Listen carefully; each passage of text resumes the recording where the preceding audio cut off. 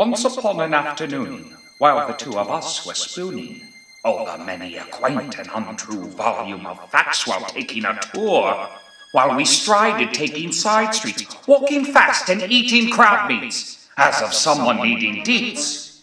Deets about your Baltimore. Consider yourself, we muttered.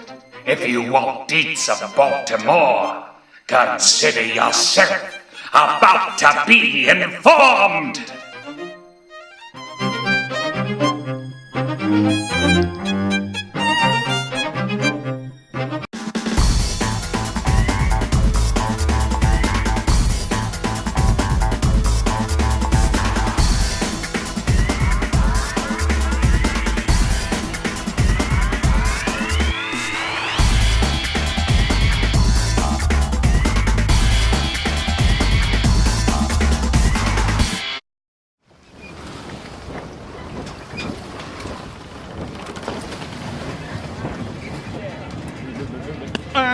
Inner Harbor, Inner Circle. If you were anyone in the 1980s political scene, you had a boat slip here in Baltimore. Now, one July 4th, Gerald Ford and Richard Nixon came out here and got their boats out to see who had the bigger dinghy. Whoever could pull their dinghy hardest and fastest ashore got crabs. Guess who won?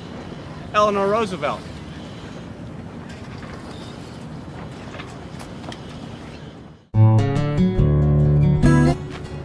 When he became governor of Maryland, Martin O'Malley took a page right out of Sun Tzu's The Art of War, saying that to control the masses, you have to control their fear. So, on his first day in office, he installed this cannon, citing that any civil disobedience would be dealt with swiftly and unjustly. Luckily for Baltimore, also, this thing only shoots cotton balls.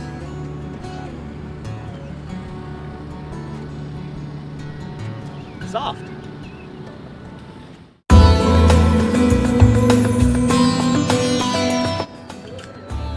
Chesty, the scariest monster here in the Chesapeake Bay. A fish that's so monstrous is 75 feet long and it lies dormant until its prey swims by and it clasps its jaws right on the nipples of all the fish. That's right, they used to have these Chesty rides all painted green. But once they figured that out, purple, nurple. That's one scariola.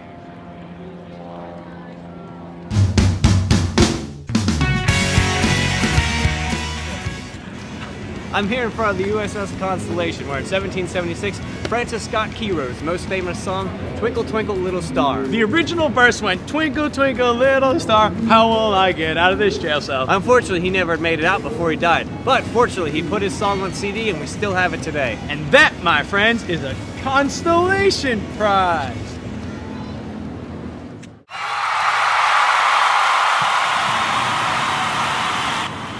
The Baltimore Ravens are the best football team in the history of all of last year.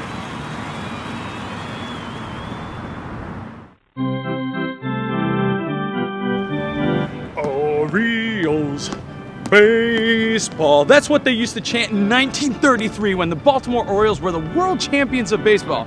But their hallowed legacy of players, great players, didn't stop there. They continued on to have wonderful players like Wade Boggs, Jackie Robinson, who played race ball, Lenny Dykstra, Sid Bream, Bobby Bonilla, Barry Bonds, but the best baseball player in Oriole history was by far Cal Ripken Sr., because he produced Cal Ripken Jr., who was also known as the Magnesium Man, Iron Man, damn it.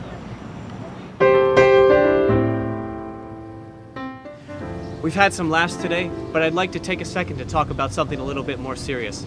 I'd like to talk about an addiction that's affecting thousands of Marylanders every year. I'm talking, of course, about seafood addiction. Seafood is as readily available in Maryland as heroin, O's tickets, and people that hate the Steelers. So please, call the Rusty Scupper Rehabilitation Clinic and get yourself off of the seafood. Call the number on your screen, and let's kick the crabbit.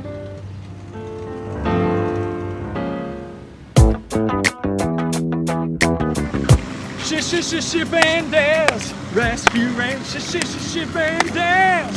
This is the first ever home of the original Sailor Strip Club, Chippendales. It also doubled as a rescue ranger infirmary, so sailors that were injured in the high seas would come in here, get better, and then get a little strip tease. This guy doesn't need a heart pump, he needs a penis pump. Stat.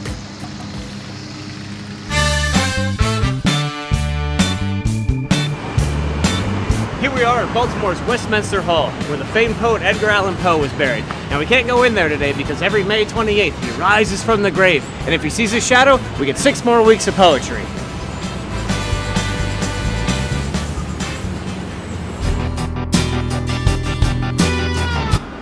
And there you have it, another episode of The Uninformed Traveler. Baltimore, from the land of pleasant living, my home state, Maryland. And I couldn't be more happy. Did somebody say be more? Like Baltimore.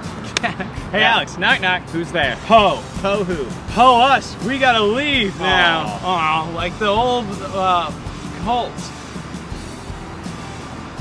What? What'd I say? That's real fucked up.